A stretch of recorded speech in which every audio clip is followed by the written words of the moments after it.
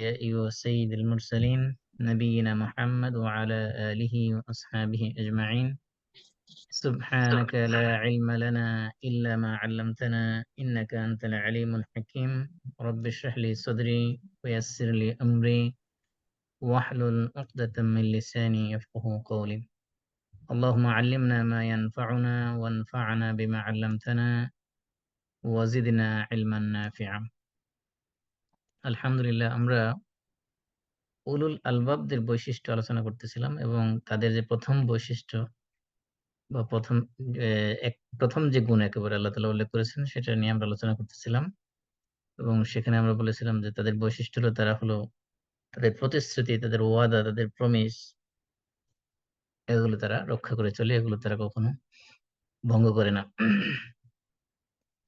এর উদাহরণ দিতে যে আমরা সর্বশেষ বলেছিলাম যে আল্লাহ রাসূল সাল্লাল্লাহু আলাইহি সাল্লাম কখনো কাফেরদের সাথে ওয়াদা করলো, প্রমিস করলো, তাদের সাথে চুক্তি করলো, সেগুলো কখনো ভঙ্গ করতেন না। এবং আমরা বলেছিলাম যে হুদায়বিয়ার সন্ধির সময় আবু জান্দাল নামক একজন সাহাবীর ব্যাপারে যে ঘটনা ঘটেছিল সেটা আমরা আম একটু ইশারা দিয়েছিলাম। আলোচনা শেষ করতে পারি নাই সেখানে। আ সেই ঘটনা দিয়ে আজকে আমরা শুরু করতেছি। ঘটনা হলো যে আমরা জানি যে আল্লাহ রাসূল সাল্লাল্লাহু আলাইহি সাল্লাম মদিনায় হিজরত করার পরে ৬ষ্ঠ হিজরিতে আল্লাহ রাসূল সাল্লাল্লাহু আলাইহি সাল্লাম প্রায় ১৫০০ র মতো সাহাবীদেরকে নিয়ে আল্লাহ রাসূল সাল্লাল্লাহু আলাইহি ওয়াসাল্লাম উমরা করার জন্য মক্কার দিকে রওনা হয়েছিলেন। কিন্তু আল্লাহ রাসূল পথিমধ্যে মক্কার কাছাকাছি আসার পরে জানতে পারলেন যে মক্কাবাসীরা, মক্কার কাফের মুশরিকরা আল্লাহ রাসূলকে প্রতিহত করার জন্য, বাধা দেওয়ার জন্য যে মক্কায় ঢুকতেই দিবেন না।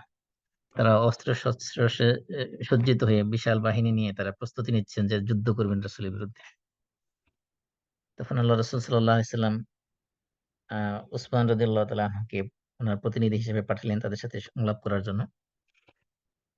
কিন্তু ওসমান রাদিয়াল্লাহু তাআলা ফেরত আসতে দেরি হওয়ার কারণে একটা রিউমার ছড়ায় গেল যে ওসমান রাদিয়াল্লাহু আনহুকে হত্যা করা হয়েছে। সেই সময় আল্লাহ রাসূল সাল্লাল্লাহু আলাইহি সাল্লাম সাহাবীদের কাছ থেকে বায়াত গ্রহণ করলেন। সেটাকে বলে বায়াতুর রিদওয়ান। একটা গাছের নিচে রাসূলের হাতে হাত রেখে তারা বায়াত গ্রহণ করেছেন যে আমরা মরতে হলে মরবো, কিন্তু আমরা পিছপা হব না, পিছু হটে যাব না। আমরা মক্কায় প্রবেশ করেই ছাড়বো। এই সাহাবীদের এরকম দৃঢ় মনোবল যখন মক্কার কাফেররা জানতে পারল, কুরাইশরা জানতে পারল, তখন তারা শান্তি চুক্তি করার জন্য প্রস্তাব পাঠালো। ১ম এ তারা উরওয়া ইবনে মাসউদকে পাঠালো। তারপরে তারা সুহাইল ইবনে আমরকে পাঠালো চূড়ান্তভাবে একটা শান্তি চুক্তি করার জন্য। সুহাইল ইবনে আমরকে রাসূল সাল্লাল্লাহু আলাইহি ওয়াসাল্লাম দেখার পরেই সুহাইল শব্দের আ আসছে হলো সাহাল থেকে। সাহাল মানে ইজি, সহজ। আল্লাহ রাসূল তাকে দেখেই মানে ভবিষ্যৎবাণী করলেন একটা মানে ফোরকাস্ট করলেন যে তাকে দেখেই বললেন যে তোমাদের বিষয়টা সহজ সহজ হয়ে গেছে। তোমাদের জন্য সহজ পথ আল্লাহ তাআলা বান্দার জন্য বাছাই করেছেন। যাই হোক সোহাইল যখন আসলো আল্লাহ রাসূলের সাথে আলাপ করল। করার পরে তারা একটা হুদাইবিয়া নামক চুক্তিতে আবদ্ধ হলো। সেই চুক্তিতে আল্লাহ রাসূল সাল্লাল্লাহু আলাইহি সাল্লামকে যে সকল শর্ত দিয়েছিল সেই শর্তগুলো বাহ্যিক দৃষ্টিতে সব অধিকাংশই ছিল মুসলমানদের বিপক্ষে, কাফেরদের পক্ষে। কিন্তু তারপরেও আল্লাহ রাসূল সাল্লাল্লাহু আলাইহি সাল্লাম সেগুলো মেনে নিয়েছিলেন। কিন্তু সাহাবায়ে কেরাম যারা ঈমান এনেছিল রাসূলের প্রতি জীবন দেওয়ার জন্য, তাদের জন্য এই সকল শর্ত কন্ডিশন মেনে নেওয়া, বিশেষ করে ওমর রাদিয়াল্লাহু তাআলা আনহুর পক্ষে মেনে নেওয়া খুবই কঠিন ছিল। এমনকি আল্লাহ রাসূল সাল্লাল্লাহু আলাইহি সাল্লাম যখন তাদের সাথে সঙ্গে নিয়ে আসা কুরবানির পশু যেগুলো নিয়ে আসছেন, সেগুলো যখন জবাই করতে বলেছিলেন, সাহাবায়ে কেরাম জবাই করতেছিলেন না। রাসূল আদেশ করতেছেন কিন্তু রাসূলের নির্দেশ তারা মানতেছিলেন না। এমন অবস্থায় আল্লাহ রাসূল সাল্লাল্লাহু আলাইহি সাল্লাম ওই সফরে উনার সফর সঙ্গী ছিলেন উনার স্ত্রী উম্মে সালামা। উম্মে সালামার কাছে যাইয়া যখন বললেন, তখন আল্লাহ রাসূলকে বললেন যে, "ইয়া রাসূলুল্লাহ আপনি বাইরে যাইয়া ১ম এ আপনার মাথার চুল মুন্ডন করে ফেলুন এবং আপনার সাথে নিয়ে আসা পশুকে আপনি কুরবানি করুন। তারপরে দেখবেন যে বাকি যারা তারা সবাই কাজ শুরু করে দিবে।" আল্লাহ রাসূল সাল্লাল্লাহু আলাইহি ওয়াসাল্লাম তাই করলেন এবং সাহাবায়ে কেরাম তারপরে করলেন। আমি এখানে যেটা বলতে চাচ্ছি যে সাহাবীদের মধ্যে একটা মনের ভিতরে একটা ক্ষোভ ছিল। কারণ যে শর্তগুলো দেওয়া ছিল, সেই শর্তের মধ্যে একটা ছিল যে মুসলমানরা এই বছর মক্কায় ঢুকতে পারবে না। কারণ কি? কারণ কাফেররা মনে করতেছে যে যদি তারা এই বছর ঢুকতে পারে, তাহলে এটা তাদের জন্য লজ্জাজনক একটা বিষয়। কারণ তারা মা আশেপাশে খবর ছড়িয়ে যাবে যে মুহাম্মদ সাল্লাল্লাহু আলাইহি ওয়াসাল্লাম উনি মানে বলপূর্বক জোর করে মক্কায় প্রবেশ করতে সক্ষম হয়েছে। এটা তাদের জন্য লজ্জার বিষয় হবে, তাদের বীরত্বের জন্য একটা বড় ধরনের প্রেস্টিজের হ্যাম্পার হবে। এই জন্য তারা আল্লাহ রাসূলকে ওই বছর ঢুকতে দেয়নি। বলছে তোমরা ঠিক আছে আগামী বছর আসতে পারবো। তবে শর্ত হলো মক্কায় এসে সর্বোচ্চ ৩ দিন থাকতে পারবো। এর বেশি থাকা যাবে না এবং সাথে করে কোনো অস্ত্র-শস্ত্র আনতে পারবো না। শুধুমাত্র আত্মরক্ষার জন্য যে পরিবদ্ধ যে তরবারি বা ছুরি আরবরা রাখতো সাথে সফরের সময়, এগুলো শুধু রাখতে পারবো। এছাড়া এর বাইরে কোনো অস্ত্র-টস্ত্র আনতে পারবো না। এবং একটা চুক্তি হলো যে ১০ বছর পর্যন্ত তাদের মধ্যে কোনো যুদ্ধ-বিগ্রহ হবে না। কিন্তু আ আরেকটা শর্ত দিল যে যদি মক্কার কোনো অন্য কোনো গোত্র, অন্য কোনো কাবিলা তারা এই ২ পক্ষের অর্থাৎ কুরাইশদের পক্ষে এবং রাসূলের পক্ষে কারো পক্ষে যদি অংশগ্রহণ করতে চায় তো অন্যরা অংশগ্রহণ করতে পারবে। আরেকটা শর্ত ছিল সেটা ছিল সবচেয়ে অ্যা কষ্টকর মুসলমানদের জন্য। সেটা হলো যে কোন মুসলমান যদি মক্কা থেকে পলায়ন করে অর্থাৎ ইসলাম গ্রহণ করার কারণে মক্কার কাফের মুশরিকরা তাকে নির্যাতন করার কারণে সে যদি পলায়ন করে মদিনায় ফেরত চলে যায়, মদিনায় চলে যায়, তাহলে মদিনার মুসলমানরা তাকে কাফেরদের হাতে ফেরত দিতে বাধ্য হবে। কিন্তু মদিনার কোন লোক যদি মক্কায় চলে আসে, তাহলে মক্কার লোকজন তাকে ফেরত দিতে বাধ্য থাকবে না।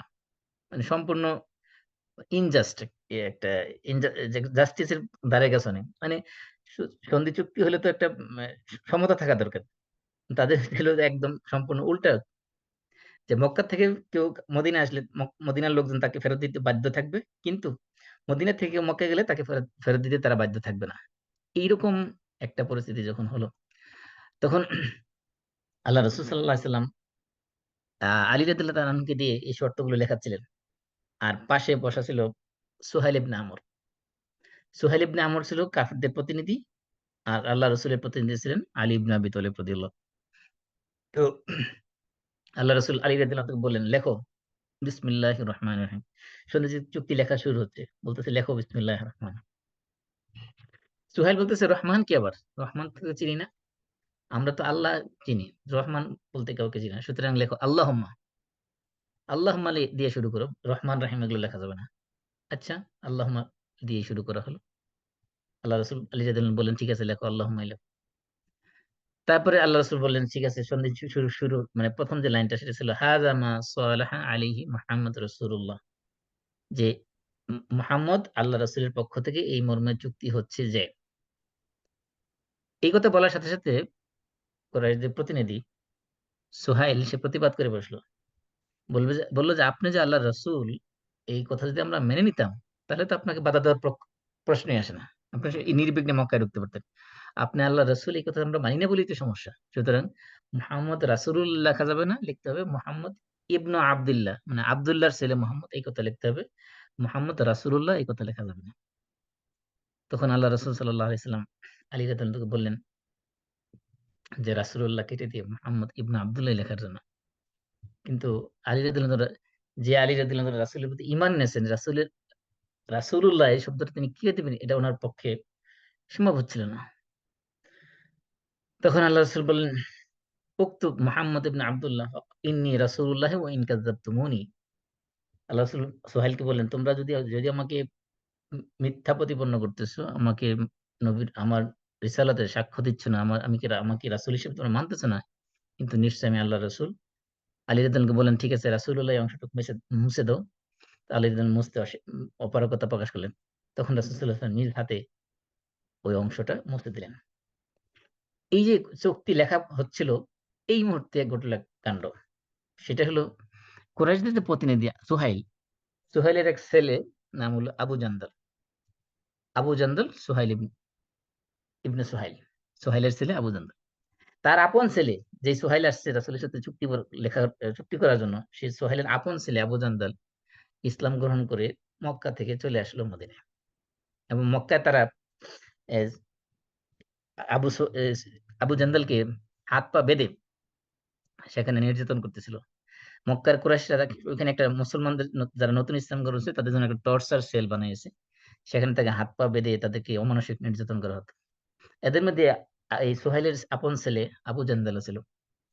কিন্তু এই সোহাইল কোনরকম পালায়ে এই মক্কার একেবারে এই নিচু এলাকা দিয়ে আস্তে, আস্তে চলতে রাসূল সাল্লাল্লাহু আলাইহি ওয়াসাল্লাম যেখানে এসে পৌঁছেছেন সেখানে সে চলে আসলো। ওই সময় এখনো কিন্তু মানে মাত্র লেখা শেষ হয়েছে কিন্তু এখনো সাইন হয় নাই। উভয় পক্ষ কেউ সাইন করে নাই। মাত্র সন্ধি চুক্তির শর্তগুলো লেখা হয়েছে। সাইন করবেন এই সময় রাসূলের হাতে একটা আংটি থাকতো সেটাতে সিল মারতেন তিনি। ওরকম সিল-টিল কিছু মারা হয় না। মাত্র লেখা শেষ হয়েছে। মানে অনেক বলা চলে যায় রাফ শেষ হয়েছে। ওই সময় যখন সোহেল দেখলো তার আপন ছেলেই চলে আসছে। তার হাতে পায়ে এই বেড়ি লাগানো ওগুলো সাথেই নিয়ে চলে আসছে। তখন সোহেল বলল যে, তোমার সাথে তো আমার চুক্তি হয়েছে যে মক্কা থেকে কেউ মদিনায় আসলে তাকে ফেরত দিতে হবে। সুতরাং এটা হলো ১ম কাজ হলো তোমার তাকে আমার আমার কাছে ফেরত দিতে হবে।" তো আল্লাহ রাসূল বললেন যে, "তোমার সাথে তো আমাদের চুক্তি এখনো ফাইনালই হয়নি। এখন তো সে চুক্তির ভিতরে পড়েইনি। সুতরাং এখন তো ফেরত দেওয়ার প্রশ্নই আসে না। তুমি যেহেতু এখন আমরা ফাইনাল করিনি আপাতত তার বিষয়টা আবু জান্দালের বিষয়টা আপাতত ছাড় দাও। এর পরবর্তীতে কেউ যদি আসে তাহলে আমরা তাকে তোমাদের হাতে ফেরত দেব।" তখন সোহাইল বলতেছে, "না, এরকম যদি করো তাহলে তোমাদের সাথে আমাদের কোন চুক্তি হবে না।" তারপরে আল্লাহ রাসূল বারবার রিকোয়েস্ট করলেন কিন্তু সোহাইল অস্বীকার করল যে না। তখন সোহাইল তার আপন ছেলে আবু জান্দালকে ধরে মানে একটা থাপ্পড় মারল একটা খুব জোরে। এবং তার বুকের মধ্যে জামার মধ্যে ধরে জোরে তাকে টেনে হেঁচড়ে নিয়ে যাচ্ছিল। তখন আল্লাহ রাসূল কিছু বললেন না। তাকে নিয়ে যেতে দিলেন। আবু জান্দালকে নিয়ে যাওয়া হলো। জান্দাল তখন ও খুব জোরে চিল্লায়ে কান্নাকাটি করতেছিল। বলতেছে, "ইয়া মা'আশারাল মুসলিমিন, হে মুসলমানেরা।" সেখানে ১৪০০ কোন রিওয়ায়াতে ১৪০০ কোন রিওয়ায়াতে ১৫০০ ১,৫০০ এর মতো সাহাবী।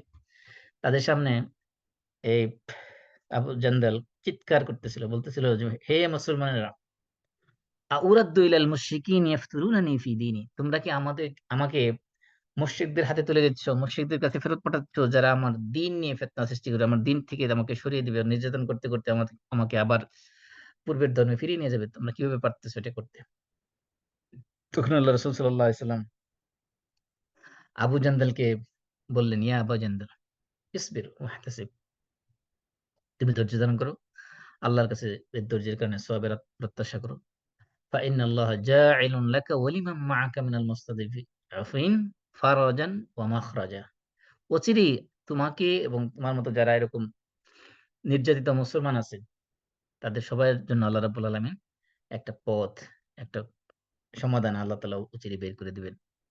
কিন্তু ইন্না আকাদনা বাইনানা ওয়া বাইনাল কওমি সুলহা, যে আমরা তাদের সাথে একটা সন্ধি চুক্তিতে, শান্তি চুক্তিতে আবদ্ধ হয়েছি।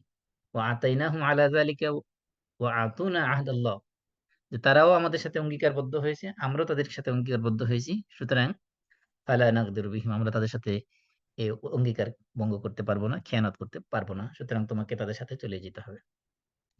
তখন ওমর রাদিয়াল্লাহু তাআলা উঠে দাঁড়ালেন। দাঁড়ায় আবু জান্দালের পাশে হাঁটতেছিলেন। আবু জান্দালকে তার পিতা সুহাইল নিয়ে যাচ্ছিল। সেই সময় ওমর রাদিয়াল্লাহু আনহু তার পাশে যাচ্ছিলেন। ওমর রাদিয়াল্লাহু আনহু চাচ্ছিলেন যে তিনি কি চাচ্ছিলেন ঘটনা সেখান এই পুরো হাদিসটা পড়লে বোঝা যাবে। ওমর রাদিয়াল্লাহু আনহু আবু জান্দালকে সান্ত্বনা দিচ্ছিলেন। বলছেন, "ইসবির ইয়া আবু জান্দাল, আবু জান্দাল তুমি একটু ধৈর্য ধারণ করো। ফাইন্নামা হুমুল মুশরিকুন, এরা তো মুশরিক। ওয়া ইন্নামা দামু আহাদিহিম দামু কালব, এদের শরীরের রক্তগুলো কুকুরের রক্ত।" এবং এই কথা বলতেছিলেন, তাকে সান্ত্বনা দিচ্ছিলেন। আর ওয়ায়াদনি কাইমুস সাইফি মিনহু, উমর রাদিয়াল্লাহু আনহু উমরের যে তরবারি ছিল, তরবারির কোষটা, তরবারির যে এ ইয়েটা গোড়াটা, এটা আবু জান্দালের দিকে বাড়ায় দিচ্ছিল উমর রাদিয়াল্লাহু আনহু। মানে উনি মনে আশা করতেছিলেন যে আবু জান্দাল আমার কাছ থেকে তরবারিটা নিয়ে তার বাপের গায়ে আঘাত করুক, তার বাপটাকে মেরে ফেলুক এই মুহূর্তে। এবং তার বাপ হলো কাফের, আবু জান্দাল হলো মুসলিম। কিন্তু আবু জান্দাল এটা করলেন না। তার বাপের গায়ে আঘাত করলেন না। তার বাপ তাকে নিয়ে চলে গেল। ওদিক দিয়ে আল্লাহ রাসূল সাল্লাল্লাহু আলাইহি ওয়াসাল্লাম এই শান্তি চুক্তি হওয়ার পরে চলে গেলেন মদিনায়। মদিনায় যখন স্থির হলেন ওই সময়ে ম আরেক ঘটনা ঘটল। ম মক্কা থেকে আরেকজন মুসলমান, তার নাম হলো আবু বসির। এই আবু বসির নামক আরেকজন সাহাবী, সে মক্কাতে তাকে যখন নির্যাতন করা হচ্ছিল, সে মক্কা থেকে পলায়ন করে আবার চলে আসলো মদিনায়। তাহলে আবু জান্দালের ঘটনা ছিল যখন চুক্তি করা হচ্ছিল ওই মুহূর্তে, মানে চুক্তি ফাইনাল হয় নাই। কিন্তু আবু বসিরের ঘটনা হলো চুক্তি একদম ফাইনাল হয়ে গেছে। এই অবস্থায় উনি চলে আসলেন, মদিনায় চলে আসলেন। আসার পরে মক্কাবাসীরা তাকে ধরে নিয়ে যাওয়ার জন্য মদিনা থেকে, যেহেতু তাদের সাথে চুক্তি আছে, কেউ মক্কা থেকে আসলে তাকে ফেরত দিতে হবে। এই বসিরকে ধরে নিয়ে আসার জন্য মক্কা থেকে তারা ২ জন লোক পাঠালো তার পিছনে, পিছনে। তখন আল্লাহ রাসূলকে বললেন যে, আপনাদের সাথে তো আমাদের চুক্তি আছে যে কেউ মক্কা থেকে পলায়ন করে আসলে তাকে ফেরত দিতে হবে। সুতরাং আবু বসিরকে আমাদের হাতে তুলে দেন। তখন আ তারা এই আ ম ম মদিনায় যখন আসলো, আল্লাহ রাসূল সাল্লাল্লাহু আলাইহি ওয়াসাল্লাম এই ২ জন লোকের কাছে আবু বসিরকে তুলে দিলেন। যেহেতু চুক্তি শর্তই হলো যে ফেরত দিতে হবে। ফেরত দিলেন। তখন এই ২ জন লোক যখন আবু বসিরকে সাথে করে নিয়ে যাচ্ছিল, পথিমধ্যে রাস্তায় তারা জুলহুলাইফা নামক জায়গায় যখন তারা পৌঁছলো, সেখানে বসে তারা একটু খাওয়া-দাওয়া করতেছিল, খেজুর খাচ্ছিল। তখন আবু বসির তিনি এই ২ জন একজনকে বললেন যে, "তোমার তরবারিটা, হাতে যে তরবারিটা আছে, ছুরি, এই তলোয়ারটা আছে, এটা অত্যন্ত চমৎকার একটা তরবারি।" একটু প্রশংসা করলেন। তখন সেও প্রশংসা পেয়ে একটু ফুলে উঠল আরকি। মানুষের স্বভাব যেটা আরকি। মানে প্রশংসা করলে একটু ফুলে। তো বলল যে, "হ্যাঁ, আমার এই তরবারিটা অত্যন্ত চমৎকার একটা তরবারি। আমি এটা দিয়ে অমুককে হত্যা করেছি, অমুককে হত্যা করেছি, অমুককে হত্যা করেছি।" মানে সে সব কাহিনী বলা শুরু করল। তখন বলল যে, "আমি কি তোমার তরবারিটা একটু দেখতে পারি?" "আরিনি আনজুর ইলাইহি।" যখন এত প্রশংসা করল, সে তরবারিটা তার হাতে তুলে দিল। আবু বসিরের হাতে যখন তরবারিটা দিল, ফাদারাবাহু হাত্তা বারাদা। যে এমন তরবারি দিয়ে এমনভাবে কোপ দিল, এক কোপে একবারে তাকে শেষ করে দিল। যে ২ জন তাকে ধরে নিয়ে আসতেছিল, একজনের হত্যা করে ফেলল। বাকি জন যে সে জান নিয়ে পালাইলো, দিছে দৌড়। এমন দৌড় দিছে মদিনায় যেয়ে মসজিদে নববীতে হাঁপাইতে, হাঁপাইতে দৌড়ে মসজিদের ভিতরে যেয়ে ঢুকলো।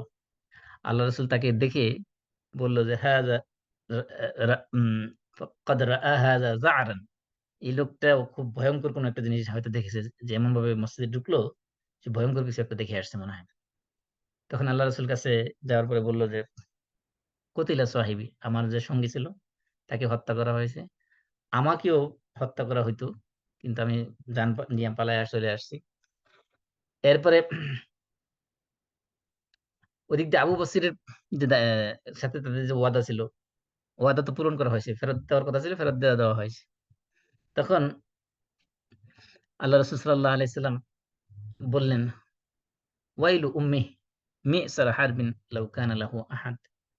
সে ভয়ংকর ব্যাপার। সে তো দেখতেছি যুদ্ধের আগুন জ্বালায় দিল। যদি তার সাথে কেউ একজন থাকতো তাহলে কতই না ভালো হতো। এই রাসূলের এই বক্তব্য শুনে আবু বসির বুঝতে পারলেন যে আল্লাহ রাসূল হয়তো এই আবু বসিরকে আবারও মক্কায় পাঠায় দিবেন। তখন এই কথা শোনার পরে আবু বসির কি করলেন? ঐখান থেকে বেরিয়ে দিলেন। পলায়ে গেলেন। পালায়ে গিয়ে সাইফুল বাহার নামক একটা জায়গা, সেখানে তিনি যাইয়া থাকতে লাগলেন। যেহেতু এখনো মক্কাতে যাওয়া নিরাপদ না। মক্কা থেকে যেহেতু পালায়ে আসছেন। মদিনাতে গেলে আবার মক্কার কাফেররা মদিনাতে রাসূলের কাছে যে আবদার করবে মদিনা থেকে ফেরত দেওয়ার জন্য, সেজন্য তিনি মক্কা বা মদিনার মাঝামাঝি এ মাঝখানে একটা জায়গার নাম হলো সাইফুল বাহার। সেখানে তিনি অবস্থান করতে লাগলেন।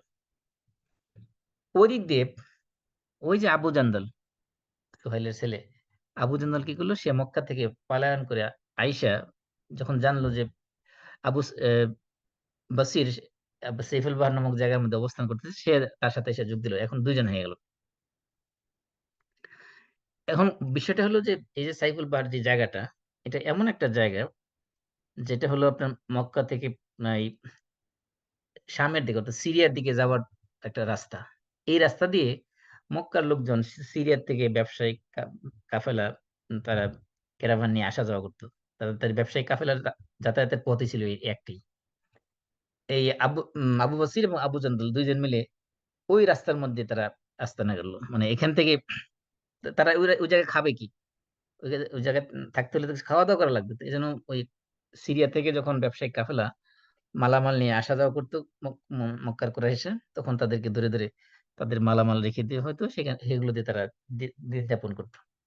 ঐরকমভাবে আস্তে, আস্তে মক্কায় লোকজন যখন জানতে পারল, মক্কার যারা নির্যাতিত মুসলিম যারা ছিল, তারা যখন জানলো যে আবু জান্দাল এবং আবু বসির ২ জন ওইখানে পথিমধ্যে রাস্তার মধ্যে আছে, তারাও আস্তে, আস্তে, আস্তে, আস্তে এসে পলায়ন করে, করে একজন, একজন এসে এইখানে একটা বড় ধরনের একটা মানে যুদ্ধের একটা বাহিনী তৈরি করে ফেলল মাঝখানে। এখন অবস্থা এমন ভয়ানক হয়েছে যে মক্কা থেকে মক্কার কুরাইশদের কোন ব্যবসায়িক কাফেলা সিরিয়াতে যাইতে পারতেছিল না ব্যবসার জন্য। যাইতেও পারতেছিল না, আসতেও পারতেছিল না। আসলেই ধরা, যাইলেও ধরা। এখানে আসলেই তাদের কাছে তারা বিশাল একটা মানে টিম হয়ে গেছে। বড় ধরনের একটা টিম হয়ে গেছে। এই টিম মিলে তারা সবাই মিলে তারা আক্রমণ করত। তখন তারা মক্কার কুরাইশরা মানে অগত্যা যখন টিকতে পারল না, তার ব্যবসা না করলে চলবে কিভাবে? সংসার চালাইতে হবে তো। এখন তারা আল্লাহ রাসূলের কাছে মাফ চাওয়া শুরু করলো। এমন একটা অবস্থা। রাসূলের কাছে বলল যে, "আপনি আল্লাহ এই আপনার আপনার সাথে যে আমাদের চুক্তি হয়েছে, সেই চুক্তির দোহাই দিয়ে বলি এবং আপনার সাথে তো আমাদের আত্মীয়তার সম্পর্ক। সেই আত্মীয়তার সম্পর্কের দোহাই দিয়ে বলি, এই লোকগুলোকে আপনি চিঠি দেন। তাদেরকে এখান থেকে যেকোনো মূল্যে আপনি এই রাস্তা থেকে সরান। আপনার এখন থেকে মক্কা থেকে যারা পলায়ন করে মদিনায় যাবে, তাদের কাউকে আমাদের কাছে ফেরত দিতে হবে না। তারা নিরাপদে মদিনায় থাকতে পারবে। আমরা ওই চুক্তির শর্ত থেকে সরে আসলাম।" এখানে যেই গুরুত্বপূর্ণ পয়েন্টটা সেটা হলো যে আল্লাহ রাসূল সাল্লাল্লাহু আলাইহি সাল্লাম যে কাফেরদের সাথে একটা চুক্তি করছেন, পিস ট্রিটি করেছেন। এই ট্রিটির শর্ত রক্ষা করতে যাইয়া একজন নির্যাতিত নও-মুসলিমকে আল্লাহ রাসূল সাল্লাল্লাহু আলাইহি সাল্লাম কাফেরদের হাতে তুলে দিয়েছেন। একজন না, ২ জন। আবু বসির এবং আবু জন্দল ২ জনের ঘটনাই স্পষ্ট প্রমাণ যে শুধুমাত্র এই চুক্তির শর্তে এই যে প্রমিস রক্ষা করা, এই যে এর খেয়ানত না করা, এটার কারণেই তিনি কাফেরদের হাতে নির্যাতন যারা নিশ্চিত জানে যে তারা নির্যাতন করবে। তারপরেও তাদের সাথে সেই প্রমিস রক্ষার জন্য আল্লাহ রাসূল তাদেরকে হাতে তুলে দিয়েছিলেন। এমনকি কান্নাকাটি করা সত্ত্বেও রাসূল সাল্লাল্লাহু আলাইহি ওয়াসাল্লাম তাদের প্রতি মায়া মানে কোন ধরনের মায়া বা দয়া দেখান নাই বা সন্ধির চুক্তির শর্ত ভঙ্গও করেন নাই। এমনকি আল্লাহ রাসূল সাল্লাল্লাহু আলাইহি ওয়াসাল্লাম আমরা জানি যে এই যে প্রমিস গুলো শুধুমাত্র যে এই ধরনের অ্যা অন্য শত্রুদের সাথে প্রমিস এটা না। এমনকি এই যে স্বামী-স্ত্রীর যে বিয়ের যে বন্ধন এটাও একটা প্রমিস। এটাও একটা আকদ। আকদ মানে হলো আকদ মানে একটা নট। এটা একটা গিরা দেওয়া হচ্ছে। স্বামী-স্ত্রীর বন্ধনে একটা গিরা দেওয়া হচ্ছে। এটা একটা প্রমিস। প্রমিস কি? আমরা এই যে কবুল শব্দটা বলা হচ্ছে এর ভিতরে একটা শব্দের ভিতরে সব ধরনের অধিকার স্বামী-স্ত্রীর মধ্যে পারস্পরিক যে দায়িত্ব এবং কর্তব্য মানে ডিউটিস অ্যান্ড রেসপনসিবিলিটিস এগুলো সবগুলো এবং তার রাইটস প্লাস ডিউটিস ২ টাই এর ভিতরে ইনক্লুড হয়ে গেছে একটা শব্দের ভিতরেই। তাহলে এই যে চুক্তিবদ্ধ হচ্ছে, এই যে নিকাহনামা আমরা করতেছি, কাবিননামা করতেছি, এর মাধ্যমে স্বামী-স্ত্রীর যে প্রমিস যে একজন আরেকজনের সাথে সুসম্পর্ক বজায় রাখবে, এই প্রমিসটাও রক্ষা করা এটাও ওয়াজিব। এজন্য আল্লাহ রাসূল সাল্লাল্লাহু আলাইহি ওয়াসাল্লাম তার স্ত্রীদের সাথে সেই প্রমিস রক্ষা করেছেন। তার অসংখ্য উদাহরণ আছে। যেমন আয়েশা রাদিয়াল্লাহু আনহা থেকে বর্ণিত হাদিসে আসছে যে, আয়েশা রাদিয়াল্লাহু আনহা বলতেছেন যে, "মা গিরতু আলা আহাদিন মিন আজওয়াজিন নবী সাল্লাল্লাহু আলাইহি ওয়াসাল্লাম মা গিরতু আলা খাদিজা।" যে আমি রাসূল সাল্লাল্লাহু আলাইহি ওয়াসাল্লামের স্ত্রীদের মধ্য থেকে খাদিজা রাদিয়াল্লাহু আনহার প্রতি এতটা ঈর্ষা করতাম যে অন্য কারো প্রতি এত বেশি আমার ঈর্ষা হতো না। তো যদিও আমি তাকে পাই নাই কিন্তু ওমা যাকা লিকাসরাতি যিকরি রাসূলিল্লাহ সাল্লাল্লাহু আলাইহি ওয়াসাল্লাম। কিন্তু তারপরেও আমার ঈর্ষা হতো কারণ কি? আল্লাহ রাসূল সাল্লাল্লাহু আলাইহি ওয়াসাল্লাম আমার সামনেই তার ব্যাপারে খুব বেশি, বেশি স্মরণ করতেন তার কথা। এমনকি ওয়া ইন কানা লা ইয়াযবাহু শাত ফায়াতাতাব্বাউ বিহা সাদাইকা খাদিজা ফায়াহদিহা লাহুন্না। যে আল্লাহ রাসূল সাল্লাল্লাহু আলাইহি ওয়াসাল্লাম যখন কোন বকরি, ভেড়া, দুম্বা এগুলো জবাই করতেন, তখন খাদিজা রাদিয়াল্লাহু আনহার বান্ধবীদেরকে খুঁজে, খুঁজে বের করতেন। বলতেন, "ইযহাবু বিহি ইলা ফুলানা।" অমুকের কাছে যাও। ফাইন্নাহা কানাত সাদীকাতা খাদিজা রাদিয়াল্লাহু আনহা। কারণ সে ছিল খাদিজার বান্ধবী। তার কাছে একটু গোশত দিয়ে আসো। ইযহাবু ইলা ইযহাবু বিহি ইলা বাইতি ফুলানা ফাইন্নাহা কানাত তুহিব্বু খাদিজা। অমুকের কাছে যাও কারণ সে খাদিজাকে ভালোবাসতো। খাদিজা খুব কাছের মানুষ ছিল। তার কাছে কিছু গোশত দিয়ে আসো। এই যে আল্লাহ রাসূল সাল্লাল্লাহু আলাইহি ওয়াসাল্লাম স্ত্রীর ইন্তেকালের পরেও তার সাথে যে আল্লাহ তাআলা যে বলছেন ওয়াশিরুহুন্না বিল মারুফ তাদের সাথে ন্যায়সঙ্গতভাবে উত্তমভাবে উত্তম আচরণ করো। সে আচরণ সে যে প্রমিস তিনি করেছিলেন সেই প্রমিস তাদের ইন্তেকালের পরেও তিনি রক্ষা করেছেন। আল্লাহ রাসূলের সাহাবায়ে কেরাম আল্লাহ রাসূলের সাথে একাধিকবার অঙ্গীকার যে এই সকল এ অঙ্গীকার করেছেন যেগুলো আমরা বায়আত বলি। বায়াত করেছেন যেমন বায়াতের রিদওয়ানের কথা বললাম। তারপরে বায়াতে আকাবা, আকাবার মধ্যে আকাবা কুবরা, আকাবা সুগরা আছে। তারপরে আল্লাহ রাসূল নারীদেরকে বায়াত করেছেন এবং অনেক সাহাবীদেরকে জিহাদের জন্য বায়াত করেছেন। অনেক সাহাবীদেরকে বায়াত করেছেন আলা সামি ওয়া তাআ রাসূল যা বলবেন তা শুনবেন, রাসূলের আনুগত্য করবেন। অনেক সাহাবীদের বায়াত করেছেন, নামাজ কায়েম করা, যাকাত আদায় করা এবং প্রত্যেক মুসলমানকে নসিহত করার ব্যাপারে বায়াত করেছেন। তারা এই রাসূলের সাহাবায়ে কেরাম রাসূলের সাথে এই কৃত ওয়াদা, এই প্রতিশ্রুতি সবগুলো রক্ষা করেছেন। এজন্য আল্লাহ রাব্বুল আলামিন তাদের প্রশংসা করে সূরা আহজাবের ২৩ নম্বর আয়াত নাযিল করেছেন। আল্লাহ বলছেন, মিনাল মুমিনিনা রিজালুন সাদাকু মা আহাদুল্লাহ আলাইহি। যে মুমিনদের মধ্যে এমন কিছু পুরুষ আছে, এমন কিছু লোক আছে যারা কি করে? আল্লাহর সাথে কৃত ওয়াদা তারা পরিপূর্ণ করেছে। এমনকি আল্লাহ রাসূল সাহাবায়ে কেরাম এতটাই রাসূলের সাথে কৃত ওয়াদা পূরণ করেছিলেন। আল্লাহ রাসূল তাদেরকে বলেছেন যে, আল্লাহ ইয়াসআলান নাস শাইআন আ'তাউহু আও মানাউহু। আল্লাহ রাসূল তাদেরকে বলছেন যে, তোমরা কখনো ভিক্ষা করবে না। মানুষের কাছে হাত পাতবেন না। যদি মানুষ তোমাদেরকে দেয় অথবা না দেয়, তাতে কোনো যায় আসে না। মানুষের কাছে কখনো হাত পাতবেন না। এই ব্যাপারে তারা আল্লাহ রাসূলের কাছে যখন বায়াত গ্রহণ করেছেন, তখন কোন সাহাবী যদি এমন হতো যে, মনে করেন একটা বাহনে চড়ে যাচ্ছে, উটে বা ঘোড়ায় করে বা গাধায় করে, তার হাতের থেকে যদি চাবুক পড়ে যেত, তারপরেও ওই চাবুকটা তার মাটি থেকে কেউ তাকে তুলে দিবে। নিচে যে হয়তো কেউ হাঁইটে যাচ্ছে, ওই লোকটাকে বললেই সে তার চাবুকটা তুলে দিত। কিন্তু কখনো এই চাবুক পড়ে যাওয়া সত্ত্বেও সে কাউকে রিকোয়েস্ট করে না যে, "ভাই আমার চাবুকটা একটু দেন।" সে নিজে ওই বাহন থেকে নেমে তারপরে চাবুকটা সে তুলে নিত। কারণ কি? কারণ রাসূলের সাথে তারা বায়াত গ্রহণ করেছিল যে, পৃথিবীর কোন মানুষের কাছে কারো কাছে তারা কোন কিছু চাবে না, কারো কাছে হাত পাতবেন না। এটাকে তারা মনে করছিল, এই যে চাবুকটা তুলে দেন, এটা বলাটা মনে করত তারা এটা একটা হাত পাতার মতো। রাসূলের সাথে বায়াতের যে প্রমিস, সেই প্রমিস ভঙ্গ করার মতো তারা মনে করতেন।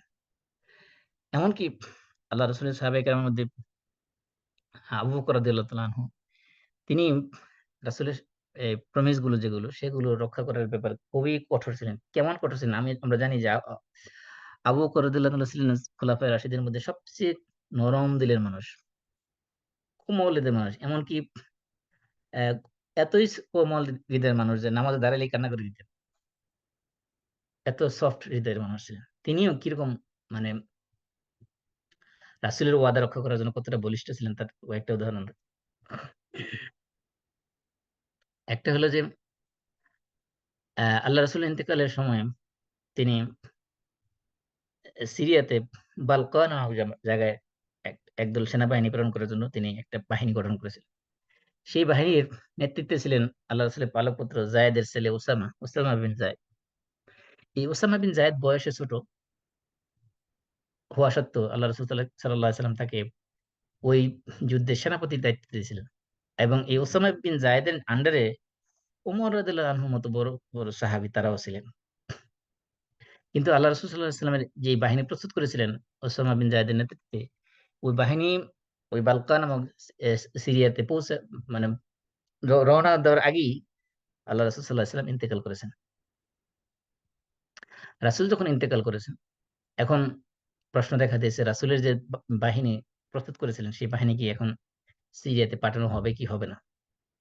তা সাহাবায়ে কেরাম যখন আবু বকর রাদিয়াল্লাহু যখন খলিফা নির্বাচন করা হলো, তখন আবু বকর রাদিয়াল্লাহু পরামর্শ দেওয়া হলো যে, না, যেহেতু রাসূল সাল্লাল্লাহু আলাইহি ওয়াসাল্লাম যেই সেনাবাহিনী রেডি করেছিলেন সিরিয়া যাওয়ার জন্য, তাদের এখন এই মুহূর্তে যাওয়ার প্রয়োজন নেই। কারণ ওসামার এখন মদিনাতে অনেক প্রয়োজন আছে। সুতরাং যেহেতু অ্যা মদিনার এখন অবস্থা রাসূলের ইন্তেকালের পরে যেহেতু ন অন অ এই নও-মুসলিম যারা ছিল অনেকে মুরতাদ হয়ে গেছে। বহিঃশত্রুর আক্রমণের সম্ভাবনা আছে। এখন মদিনার নিরাপত্তার জন্য মদিনাতেই থাকা উচিত। এখন বাইরে যাওয়া উচিত না। এমনকি ওমর রাদিয়াল্লাহু তাআলা আনহু পরামর্শ দিলেন। আবু বকর রাদিয়াল্লাহু তাআলা আনহু তাদের সমস্ত পরামর্শকে ইগনোর করলেন, ডিনাই করলেন। এমন বলিষ্ঠ কণ্ঠে ডিনাই করলেন, বললেন যে, "না, ওয়াল্লাহি লা উহিল্লু উকদাতান আকাদাহা রাসূল সাল্লাল্লাহু আলাইহি ওয়াসাল্লাম।" আল্লাহ রাসূল সাল্লাল্লাহু আলাইহি ওয়াসাল্লাম যেই গিট দিয়েছেন, যেই চুক্তি করেছেন, ওই গিট আমি আর খুলব না। মানে আল্লাহ রাসূল যেহেতু সিদ্ধান্ত নিয়েছিলেন সিরিয়াতে সেনাবাহিনী পাঠাবেন, এই সিদ্ধান্তের বিপরীতে যেয়ে আমি নতুন কোন সিদ্ধান্ত নিব না। ওয়ালাউ আন্না আত-তায়রা তাখতিফুনা। যদি মদিনার এমন অবস্থাও হয় যে পাখিগুলো আমাদেরকে ছিনিয়ে নিয়ে যাচ্ছে। ওয়াসসিবাআ মিন হাওলিল মাদিনা, এবং মদিনার আশেপাশের হিংস্র জন্তুগুলো আমাদেরকে ঘিরে ধরেছে। ওয়ালাউ আন্নাল কিলাবা জারাত বিআরজুলি উম্মাহাতিল মুমিনিন। এমনকি কুকুরগুলো যদি রাসূলের স্ত্রীদের পা গুলো টেনে, টেনে হিঁচড়ে নিয়ে যায়, লাআজহাজান্না জাইশা উসামা। অবশ্যই, অবশ্যই আমি উসামার যে বাহিনী আল্লাহ রাসূল প্রস্তুত করেছিলেন, সেই বাহিনীকে আমি অবশ্যই, অবশ্যই প্রেরণ করব। আমি কোনো কিছু পরোয়া করব না। এরকম জ্বালাময় এক বক্তব্য যখন দিলেন যে, পাখি যদি আমাদেরকে তুলে নিয়ে যায়, হিংস্র জন্তু যদি আমাদের আক্রমণ করে, কুকুরগুলো যদি রাসূলের স্ত্রীদের পা গুলো টেনে, টেনে হেঁচড়ে নিয়ে যায়, এমন মানে ভয়ংকর অবস্থা যদি মদিনায় তৈরি হয়, তারপরেও আল্লাহ রাসূল যে সিদ্ধান্ত নিয়েছিলেন, আল্লাহ রাসূল যে কাজ শুরু করেছিলেন, সেই কাজ থেকে আমি এক চুল পরিমাণ পিছপা হব না। এই যে সাহাবীদের যে বলিষ্ঠ অবস্থান, এগুলো থেকে বোঝা যায় যে তারা রাসূলের সাথে করা যে প্রমিস রাসূলের কাজগুলোকে আদায় করার ব্যাপারে তারা কতটা সিরিয়াস ছিলেন। এমনকি শুধুমাত্র এই যে প্রমিস রক্ষা করা, এটা শুধুমাত্র যে মুসলমানদের মধ্যে ছিল বিষয়টা এমন। এমনকি ইসলাম আসার আগেও আরবদের মধ্যে এই প্রমিস রক্ষা করার ছিল এটা একটা মানবিক গুণাবলীর অন্তর্ভুক্ত। কারণ মানুষ মাত্রই এগুলো তাদের ভিতরে ছিল। যে তারা কখনো প্রমিস রক্ষা করত না। আর এই প্রমিস ভঙ্গ করা এটা ছিল ইহুদীদের অন্যতম বৈশিষ্ট্য এবং মুনাফিকদের অন্যতম বৈশিষ্ট্য। কিন্তু যারা সমাজে সম্ভ্রান্ত ভদ্র মানুষ ছিল, তারা কখনো এই ধরনের প্রতিশ্রুতি ভঙ্গ করত না। এমনকি এই প্রতিশ্রুতি রক্ষা করতে যেয়ে যদি কারো জীবন দিতে হতো, তারা জীবন দেওয়ার জন্য প্রস্তুত ছিলেন। এমনই একটা ঘটনা হলো সামওয়াল। সামওয়াল হলো আরব দেশের জাহিলি যুগের একজন ব্যক্তি। এই আরব দেশে আমরা জানি যে আরব দেশের সবচেয়ে প্রসিদ্ধ কবি ছিল জাহিলি যুগে রাসূল আসার আগে ইমরুল কায়েস। এই ইমরুল কায়েস তিনি কি করলেন? তিনি একদিন অ্যা রোম সম্রাটের কাছে যাওয়ার আগে দিয়ে উনার কাছে যে সকল সম্পদ ছিল দামি, দামি সম্পদ, কিছু বর্ম ছিল, কিছু অস্ত্র ছিল, কিছু দামি উম উম আ জিনিসপত্র তার কাছে ছিল। সেগুলো এই সামওয়ালের কাছে তিনি আমানত রেখে গেছেন। ইমরুল কায়েস যাবেন কোথায়? রোমে, রোম সম্রাট কায়সারের কাছে যাবেন। সেখানে যাওয়ার আগে উনার যে দামি, দামি সম্পদগুলো ছিল সেগুলো এই সামওয়ালের কাছে কি করেছেন? আমানত রেখে গেছেন। এরপরে যখন ঘটনা হলো যে ইমরুল কায়েস মারা গেলেন। মারা যাওয়ার পরে ওই কান্দা নামক এলাকার যে বাদশা ছিল, ইমরুল কায়েস যে এলাকায় বাস করত। ও এলাকার কিং এই সামওয়ালের কাছে দাবি করলেন যে, "ইমরুল কায়েসের যে সকল জিনিসপত্র তোমার কাছে গচ্ছিত রাখা হয়েছিল, আমানত রাখা হয়েছিল, সেগুলো আমার কাছে ফেরত দাও।" সামওয়াল বলল যে, "না, তুমি তো আপনি রাজা হইতে পারেন, আপনি কিং হইতে পারেন। কিন্তু আপনি তো এই ইমরুল কায়েসের সম্পদের মালিক না। তার মালিক, তার উত্তরাধিকার যদি কেউ না আসে, আমি এই আমানত খেয়ানত করব না। আমি আমানতের সম্পদ আপনার কাছে দিতে পারব না।" একবার অস্বীকার করল। দ্বিতীয়বার আবার পাঠাইলো, আবার সে অস্বীকার করল। বলল যে, "লা আগাদিরু বিজিম্মাতি" আমার জিম্মায়, আমার আমানতদারিতে যে জিনিস রাখা হয়েছে এটার খেয়ানত আমি করতে পারব না। ওয়ালা আখুন আমানাতি ওয়ালা আতরুকুল ওয়াফাল ওয়াজিব আলাইয়া। আমার যে প্রতিশ্রুতি রক্ষা করার যেটা ওয়াজিব আমার উপর, যেটা আবশ্যক আমার উপর, এটা আমি কখনো এই দায়িত্ব থেকে পিছপা হব না। তখন তিনি কান্দার মালিক যেহেতু একজন কিং, তিনি কি করলেন? চিন্তা করলেন যে এত বড় সাহস! আমি একজন কিং হইয়া তার কাছে রিকোয়েস্ট করলাম। সে আমার প্রস্তাবকে প্রত্যাখ্যান করল। তাকে আমি দেখে ছাড়বো। উনি কি করলেন? উনি একদল সেনাবাহিনী পাঠালেন তার বিরুদ্ধে যুদ্ধ করার জন্য। যুদ্ধ করে হলেও তার কাছ থেকে ওই সম্পদগুলো ছিনিয়ে আনার জন্য। দামি সম্পদ যেহেতু। এই কান্দার মালিক যখন বাদশা যখন আ আক্রমণ করতে গেল সামওয়ালের বাড়িতে, সামওয়াল একটা দুর্গ ছিল, একটা ফোর্ট ছিল।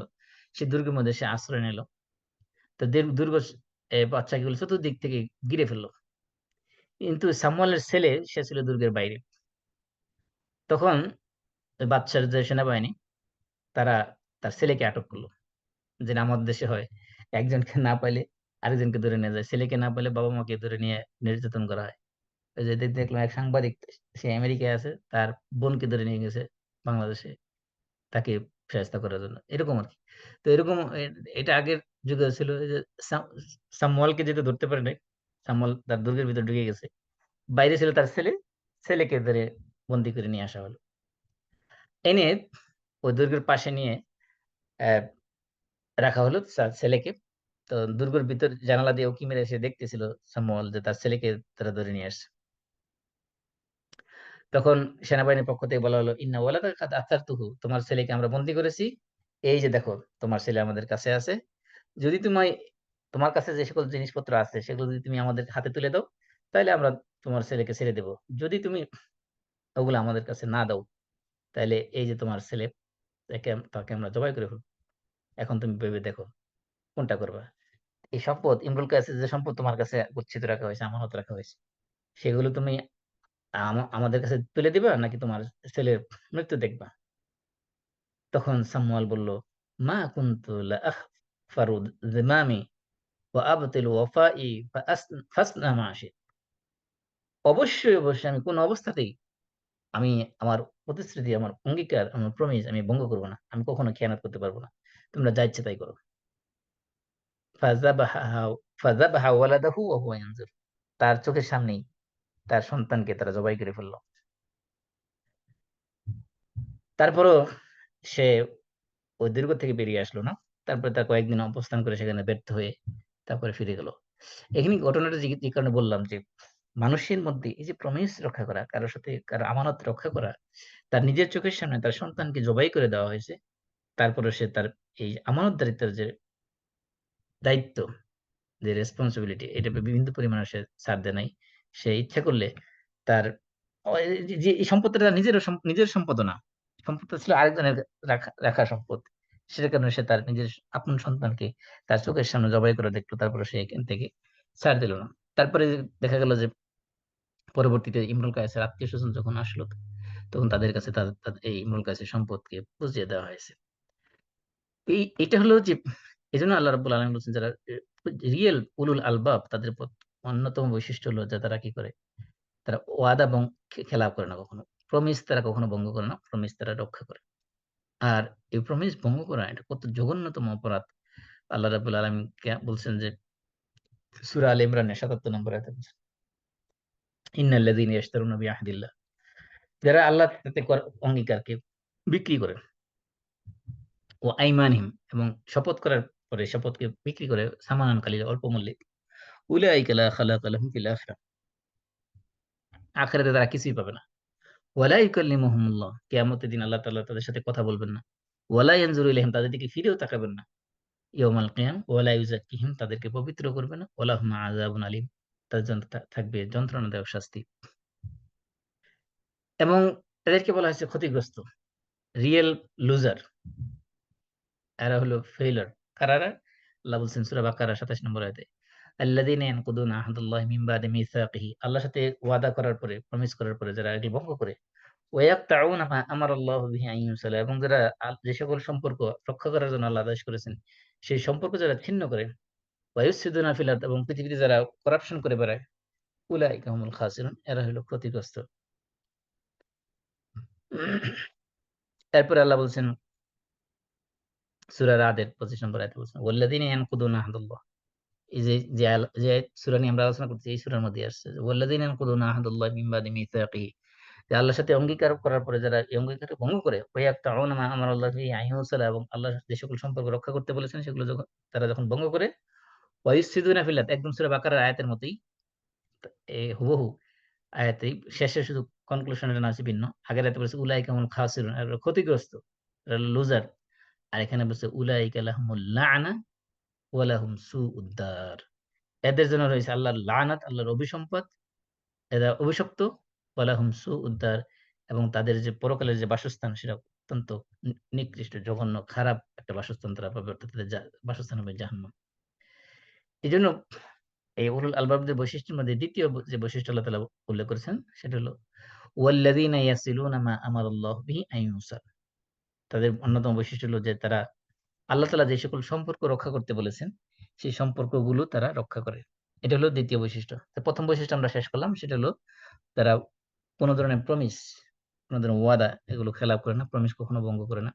দ্বিতীয় বৈশিষ্ট্য হলো ওয়াল্লাযীনা ইয়াসিলুনা মা ২১ নম্বর আয়াত। ২১ নম্বর আয়াতে বলা হয়েছে, ওয়াল্লাযীনা ইয়াসিলুনা মা আমারাল্লাহু বিহি আন ইউসালা। আল্লাহ তাআলা যে সকল সম্পর্ক অটুট রাখতে, সম্পর্ককে টিকিয়ে রাখতে বলেছেন, সে সকল সম্পর্ক তারা কখনো ছিন্ন করে না। এখানে সম্পর্ক বলতে কি ধরনের সম্পর্ক বোঝানো হয়েছে, এই নিয়ে মুফাসসির ইকরাম আ একাধিক মত দিয়েছেন। কারো মতে এখানে সম্পর্ক বলতে সব ধরনের সম্পর্ক ইনক্লুড। এটা জেনারেল সম্পর্ক, স্পেসিফিক সম্পর্ক। জেনারেল সম্পর্ক বলতে যেমন একজন মুসলমান আরেকজন মুসলমানের সাথে সম্পর্ক হলো ভ্রাতৃত্বের সম্পর্ক, ইন্নামাল মুমিনুনা ইখওয়া, এটা একটা সম্পর্ক। আরেকটা সম্পর্ক হলো এই যে আল্লাহর সাথে বান্দার সম্পর্ক, আবার আল্লাহর সাথে অন্যান্য সৃষ্টির সম্পর্ক। এর মধ্যে আছে আত্মীয় স্বজনের সাথে সম্পর্ক, সাধারণ মুসলমানদের সম্পর্ক, প্রতিবেশীদের সাথে সম্পর্ক, এমনকি বন্ধু বান্ধবের সাথে সম্পর্ক, সব ধরনের সম্পর্ক। আবার পিতা মাতার সাথে সম্পর্ক, সন্তানের সাথে সম্পর্ক, স্বামী স্ত্রীর সম্পর্ক, সব ধরনের সম্পর্ক এর ভিতরে ইনক্লুড। আবার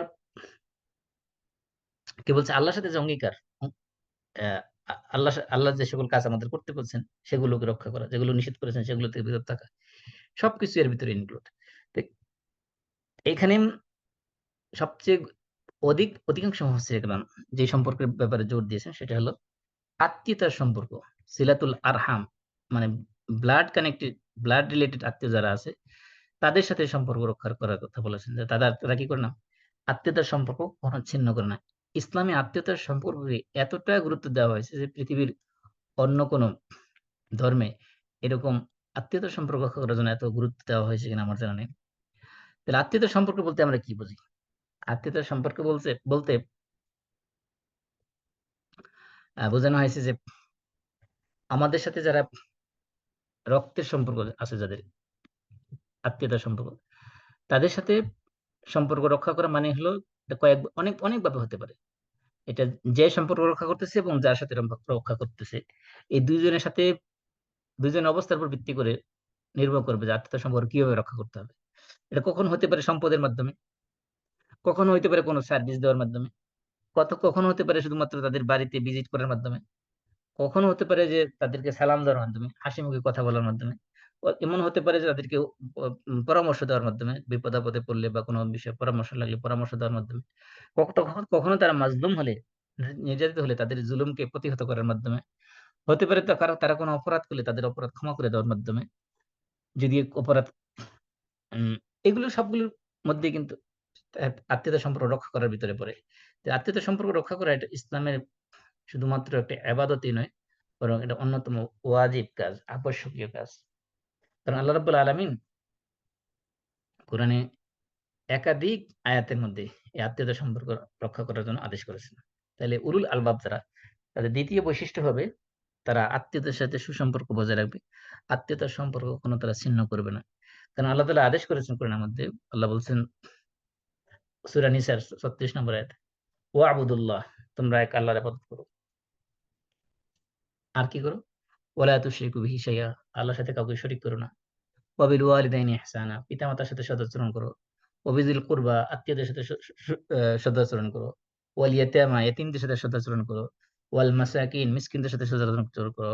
ওয়া যারিদিল কুরবা, নিকট প্রতিবেশীর সাথে সদাচরণ করো। ওয়া যারিল জুনুব, পার্শ্ববর্তী প্রতিবেশীদের সাথে সদাচরণ করো। ওয়া সাহিবিল জাম, মানে তোমার আহ, সফর সঙ্গী যারা তাদের সাথে সদাচরণ করো। ওয়াবনাস সাবিল, যারা মুসাফির তাদের সাথে সদাচরণ করো। ওয়া মা মালাকাত আইমানুকুম, তোমাদের দাস দাসী যারা তাদের সাথে সদাচরণ করো। ইন্নাল্লাহা লা ইউহিব্বু মান কানা মুখতালান ফাকুরা, নিশ্চয়ই আল্লাহ তাআলা অহংকারী দাম্ভিকদেরকে আল্লাহ তাআলা পছন্দ করেন না। তাহলে এই যে সদাচরণ করার যে আদেশ এটা আল্লাহ তাআলা দিয়েছেন, এর ভিতরে এই নিকটাত্মীয়, অবিল ওয়ালিদাইন, পিতামাতার পরে আসছে অবিদিল কুরবা। দিল কুরবা মানে নিকটাত্মীয় যারা, এই নিকটাত্মীয়ের সাথে সদাচরণ করার প্রতি আল্লাহ তাআলা আদেশ করেছেন। আল্লাহর ইবাদতের পরে, আল্লাহ শিরক না করার পরে প্রথম বলেছেন পিতামাতার সাথে সদাচরণের কথা, তারপরে বলেছেন অবিদিল কুরবা, নিকটাত্মীয়ের সাথে সদাচরণ করা। এমনকি সূরা বনী ইসরাইলের ২৬ নম্বর আয়াতে বলছেন ওয়া আতিদিল কুরবা হাক্কাহু, নিকটাত্মীয় অধিকার, এখানে শব্দটা দেখেন, হাক্কাহু, তাদের রাইট, তাদের অধিকার। আল্লাহ বলছে তাদের অধিকার তোমরা আদায় করো। ওয়াল মিসকিন, মিসকিনের অধিকার আদায় করো। ওয়াবনা সাবিল, মুসাফিরের অধিকার আদায় করো। ওয়ালা তুবাযজির তাবযীরা, তোমরা কখনো অপচয় করো না। এরপরে সূরা রুমের ৩৮ নম্বর আয়াতে বলছেন ফাআতিদিল কুরবা হাক্কাহু ওয়াল মিসকিনা ওয়াবনা সাবিল, আত্মীয়দের হক অধিকার আদায় করো, মিসকিন এবং মুসাফিরদের অধিকার আদায় করো। যালিকা খায়রুন, এটাই হলো কল্যাণকর। কাদের জন্য? লিল্লাযীনা ইউরিদুনা ওয়াজহাল্লাহ, যারা আল্লাহর সন্তুষ্টি কামনা করে তাদের জন্য এটা কল্যাণকর। অর্থাৎ এই আত্মীয়দের সাথে সম্পর্ক রক্ষা করা, গরিব মিসকিনদের সাথে, মুসাফিরদের সাথে সুসম্পর্ক বজায় রাখা, তাদের অধিকার আদায় করা, এটা হলো কল্যাণকর যারা আল্লাহর সন্তুষ্টি কামনা করে তাদের জন্য। ওয়া উলাইকা হুমুল মুফলিহুন, আর যারা এই কাজগুলো করবে এরাই হলো পরকালে সাকসেসফুল পিপল, এরাই হলো সফল কাম পিপল। এমনকি আল্লাহ বলছেন সূরা বাকারার ২১৫ নম্বর আয়াতে ইয়াসআলুনাকা মাযা ইউনফিকুন। তারা আপনাকে হে রাসূল তারা আপনাকে প্রশ্ন করে যে তারা কোন খাতে তারা ব্যয় করবে। হে রাসূল আপনি তাদের বলে দিন, কুল মা আনফাকতুম মিন খাইরিন তোমরা ভালো যা কিছু তোমরা দান করো সেগুলো কল্যাণকর কাজে সেগুলো কোন খাতে দান করবে? ফালিল ওয়ালিদাইন। প্রথমত হলো পিতা-মাতাকে বিধান শুরু করো। ওয়াল আকরাবিন তারপরে নিকটাত্মীয়দেরকে দান করো। ওয়াল ইয়াতামা এতিমদেরকে দান করো। ওয়াল মাসাকিন মিসকিনদেরকে দান করো। ওয়াবনাস সাবিল এবং মুসাফিরদের দান করো। তারপরে আল্লাহ বলছেন, ওমা তাফআলু মিন খাইরিন ফাইন্নাল্লাহা বিহি আলিম। তোমরা যাই ভালো কাজ করো না কেন, কল্যাণকর কাজ করো না কেন, philanthropical ওয়ার্ক যেগুলো দিয়ে তোমরা করো না কেন, আল্লাহ সব বিষয়ে খবর রাখেন।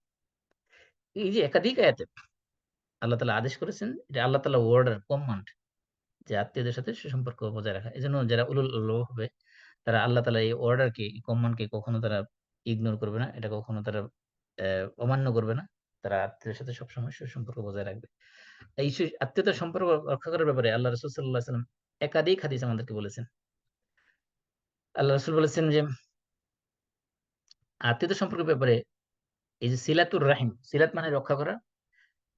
আর রাহিম মানে হলো রেহেম শব্দ থেকে আসছে। রেহেম মানে হলো মানে গর্ব যেটা। এমনকি রেহেম শব্দ আসছে আবার রহমান, আল্লাহ তাআলা যে রহমান যে নাম সেই নামের থেকে আসছে। যেটা বলতেছেন আল্লাহ রাসূল হাদিস থেকে বোঝা যায় যে আল্লাহ রাসূল বলছেন, "মান আহাব্বা আন ইউবসাতা লাহু রিজকুহু ওয়া ইউনসা লাহু ফি আথারিহি।" যে ব্যক্তি তার চায় তার রিজিক বৃদ্ধি হোক, তার আয়ু বেড়ে যাক, সে যেন ফালিয়াসিল রাহিমা, সে যেন তার আত্মীয়তার সম্পর্ক রক্ষা করে। তার মানে আল্লাহ রাসূল আমাদের বুঝাচ্ছেন যে আত্মীয়দের সাথে সুসম্পর্ক রক্ষা করলে ১ নম্বরে হলো তার রিজিক বৃদ্ধি করা হবে। আমরা মনে করি আত্মীয় আসলে বাসায় আসলে তারা অনেক কিছু খেয়ে ফেলতেছে। আমাদের রিজিক কমে যাচ্ছে মনে হয়। না। আত্মীয় যখন আসতেছে তারা আপনার সাথে তার সাথে করে আপনার রিজিকও নিয়ে আসতেছে। এই আত্মীয়দের সাথে সম্পর্ক রাখলে আপনার রিজিক বাড়বে ১ নম্বর। ২ নম্বর কি বাড়বে? আপনার হায়াত বাড়বে, আয়ু বাড়বে। এটা রাসূল গ্যারান্টি দিয়েছে। ২ নম্বর কি? আহ আল্লাহ রাসূল সাল্লাল্লাহু আলাইহি সাল্লাম ইসলাম একে প্রাথমিক পর্যায়ে মদিনায় হিজরত করার পরে একবারে প্রাথমিক পর্যায়ে যে সকল কাজ মুসলমানদেরকে আদেশ করেছেন, তার মধ্যে অন্যতম বিষয় ছিল এই আত্মীয়তার সম্পর্ক রাখা। আব্দুল্লাহ ইবনে সালাম নামে এক সাহাবী আছে। তিনি বলেন যে রাসূল যখন মদিনায় আসলেন, ইনজাফালান নাসু কিবালাহু। রাসূল সাল্লাল্লাহু আলাইহি ওয়াসাল্লামকে দেখার জন্য মানুষ হুমড়ি খেয়ে পড়ল। চতুর্দিক থেকে মানুষ আসতে লাগলো মদিনায়। কাদিমা রাসূল সাল্লাল্লাহু আলাইহি ওয়াসাল্লাম, কাদিমা রাসূল সাল্লাম, কাদিমা রাসূলুল্লাহ, মানে সবাই বলতেছিল যে রাসূল আসছে, রাসূল আসছে, রাসূল আসছে। সবার মুখ থেকে একই কথা। সবাই আসতেছে দেখার জন্য। আব্দুল্লাহ ইবনে সালাম বলতেছেন, "ফাজি'তু ফিন নাস লিআনজুরা।" মানুষের সাথে আমিও গেলাম একটু দেখার জন্য। অনেক সময় হয় না যে ও মানে একজন স্ট্রেঞ্জার, একজন অজানা অচেনা লোক আসলে এবং খুব ফেমাস লোক সবার কাছে সবার মুখে শোনা যাচ্ছে নাম। সবাই আসতেছে দেখার জন্য, উনিও গেলেন দেখতে। ফালাম্মা তাবায়্যানতু ওয়াজহাহু, আমি যখন তার চেহারা দেখলাম, আরাফতু আন্না ওয়াজহাহু লাইসা বিওয়াজহিন কাযযাব। চেহারা দেখে বুঝতে পারলাম এই লোকের চেহারা কখনো কোনো মিথ্যুকের চেহারা হতে পারে না। ফাকানা আউওয়ালা শাইইন সামি'তুহু তাকাল্লামা বিহি আন ক্বাল, যে তারপরে রাসূলের মুখ থেকে সর্বপ্রথম যে বাণীটা আমি শুনেছিলাম সেদিন অর্থাৎ মদিনায় যাওয়ার পরে এ চতুর্দিকে যখন লোকজন এসে ভিড় করল তখন রাসূল সাল্লাল্লাহু আলাইহি ওয়াসাল্লাম তাদেরকে যখন নসিহত করতেছিলেন, ১ম যে বাক্যটা তিনি বলেছিলেন সেটা ছিল আইয়ুহান নাস, হে মানব সকল, আফশুস সালাম, তোমরা সালামের ব্যাপক প্রচলন করো। ওয়া আতিমুত তাআম, এবং মানুষকে খাবার খাওয়াও। ওয়াসিলুল আরহাম, আত্মীয়দের সাথে সুসম্পর্ক রক্ষা করো। ওয়াসাল্লু বিল লাইলি ওয়ান নাস নিয়াম, রাতের বেলা মানুষ যখন ঘুমায় থাকে তখন তোমরা নামাজ পড়ো। তাদখুলুল জান্নাতা বিসালাম, তোমরা শান্তিতে আল্লাহর জান্নাতে প্রবেশ করবে। নিরাপদে জান্নাতে প্রবেশ করবে। এখানে দেখেন একেবারে প্রাথমিক কাজের মধ্যে ছিল সালামের প্রচলন করা, মানুষকে খাবার খাওয়ানো এবং আত্মীয়দের সাথে সুসম্পর্ক রক্ষা করা।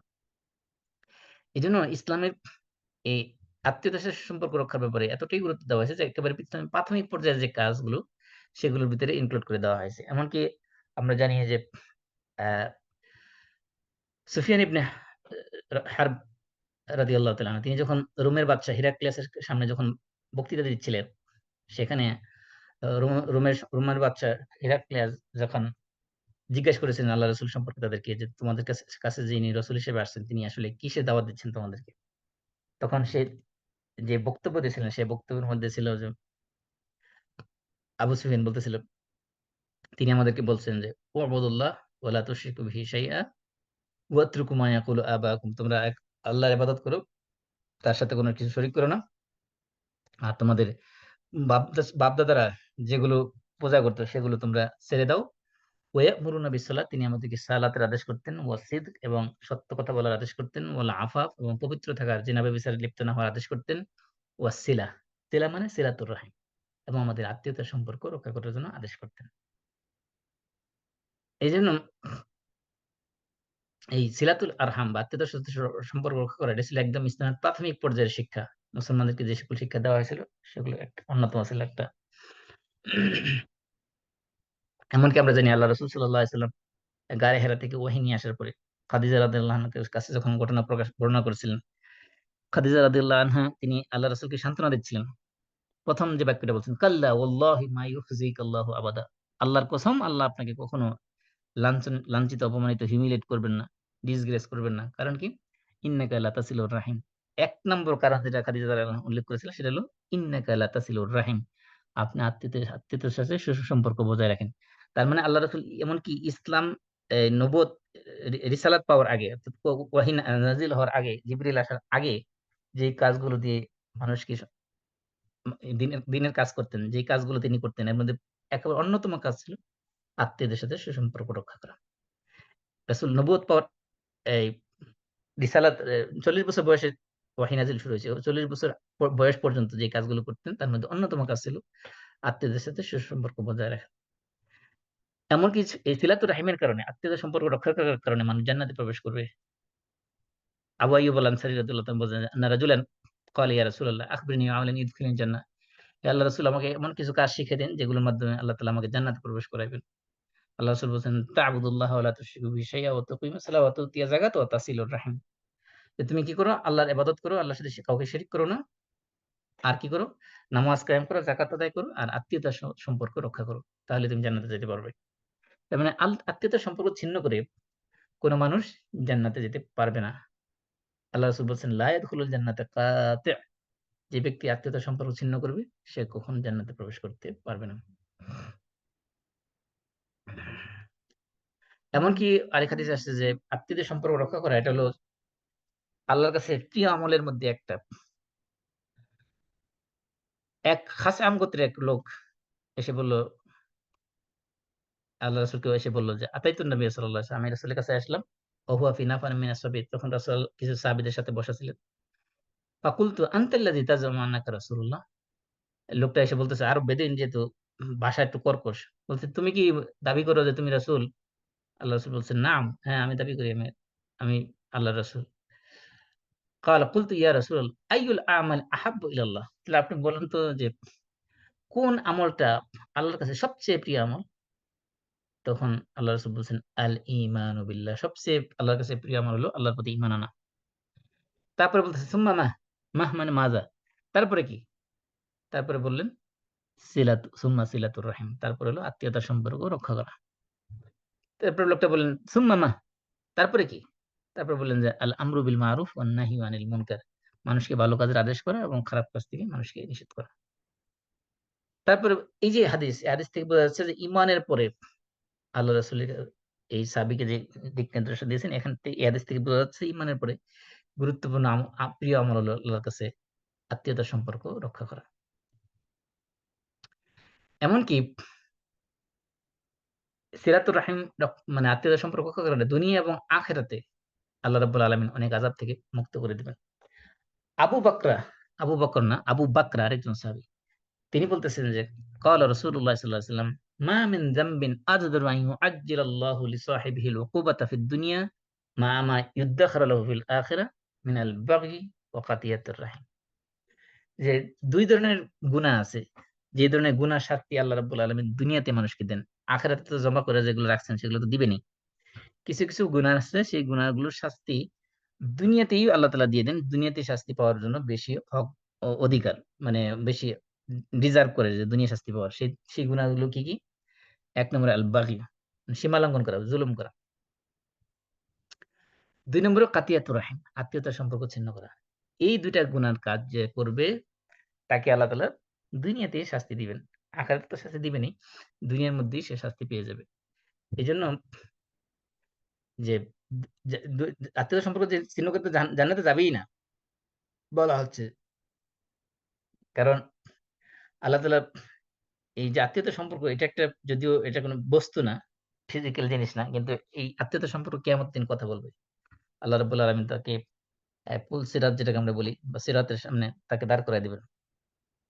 যারা আত্মীয়তার সম্পর্ক রক্ষা করেছে তারা পার পেয়ে যাবে। যারা রক্ষা করেন তাদেরকে বাধা দেওয়া হবে সেখানে। যেটা বলতেছিলাম যে হাদিসের মধ্যে আসছে যে বুখারী বা মুসলিম হাদিস, ইন্নাল্লাহা খালাকাল খালক, আল্লাহ যখন সবকিছু সৃষ্টি করলেন, হাত্তা ইযা ফারিগা মিনহু, যখন সবকিছু সৃষ্টি করে শেষ করলেন, কামাতির রাহিম, তখন আত্মীয়তার সম্পর্ক দাঁড়াইলো।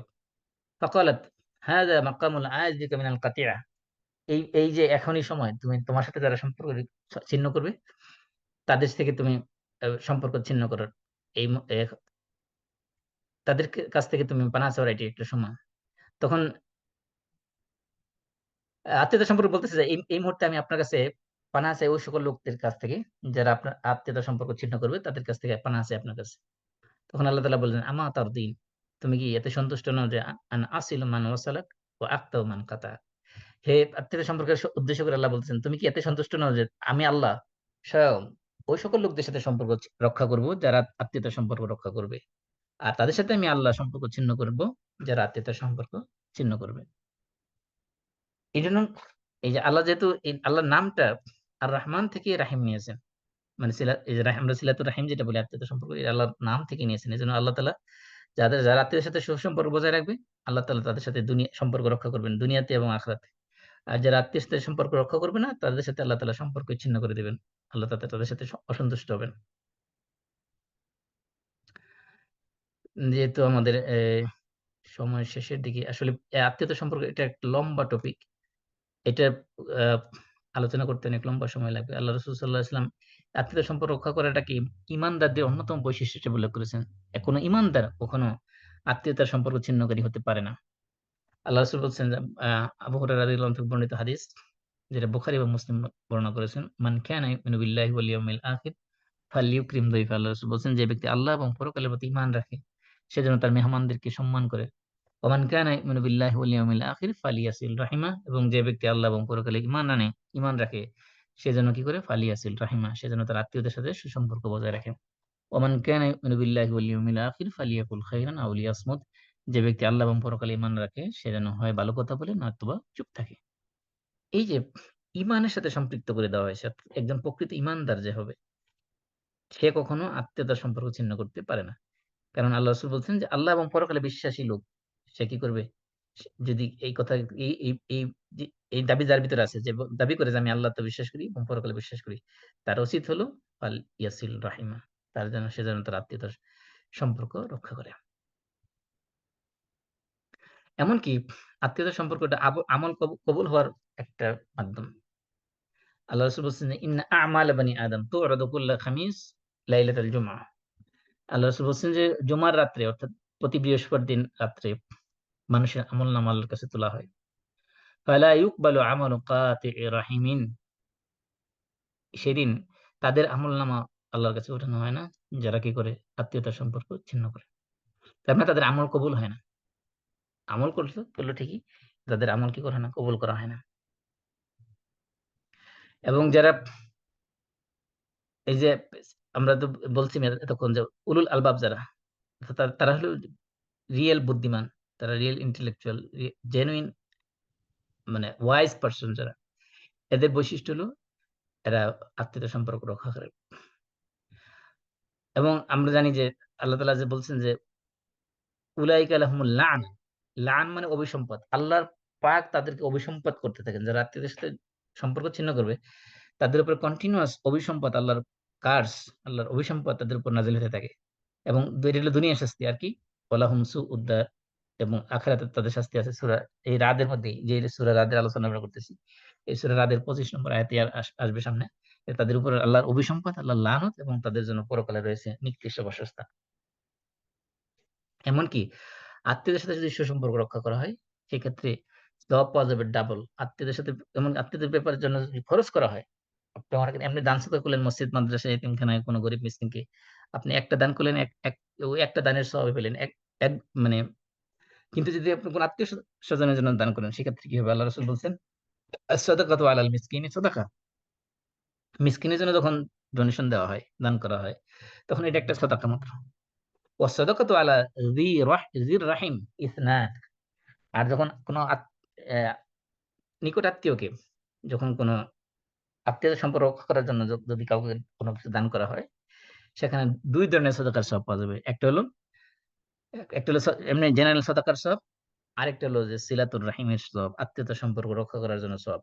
তার মানে আপনি যখন কোন নিকট আত্মীয়ের জন্য খরচ করবেন, সেক্ষেত্রে আপনি ডাবল সওয়াব পাবেন। ১ নম্বর সওয়াব হলো চ্যারিটির সওয়াব, দান করার সওয়াব। ২ নম্বর হলো এই দানের কারণে আপনার আত্মীয়দের সম্পর্ক যে রক্ষা করার জন্য যে কন্ট্রিবিউট করলেন, সেটার সওয়াব, ডাবল সওয়াব পাবেন।